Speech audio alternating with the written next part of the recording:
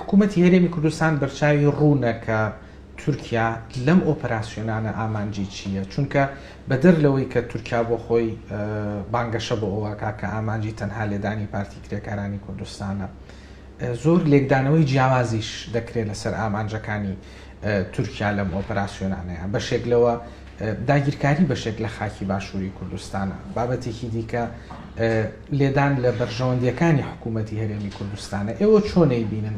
بەرچاوتان ڕوونە تورکیا ئامانجی چییە لە ئۆپەراسیۆنەکان؟ بێگومان ینی مەوزوعی ئەم ململانەیە یان ئەم جەنگەی لە ئێستادا کە کەوتۆتە نەم لەو ناوچەیە بەداخەوە ئێمە دەبین زیانێکی گەورە بە هەرێمی کوردستان دەکەوێت و ئامانجی هەر شەڕێک لەم چوارچێوەیەدا بۆ لاوازکردنی قەوارەی هەرێمی کوردستانە بێگومان بوونی پەکەکە لەم ناوچەیە بیانوویەک ئەدا بە هێزی یان بە دەوڵەتی تورکیا لەشکرکێشی بکە.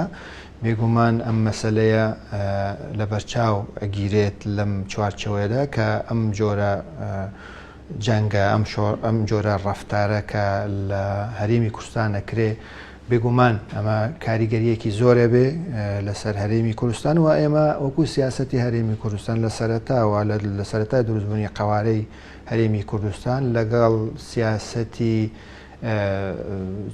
چارەسەری سیاسی بۆ ئەم دۆخە بۆ ئەم کێشەیە و بە هیچ شێوەیەک ئێمە لەگەڵ شەڕی کورد و کورد نین، لەگەڵ ئەوەدانین ئەم گرفتانە لە ناو هەرێمی کوردستان چارەسەر بکرێ و بە هیچ شێوەیەک هەرێمی کوردستان نابێتە تەڕەفێک لە هەر شەڕێک ململانەیەک لەم چوارچێوەیەدا.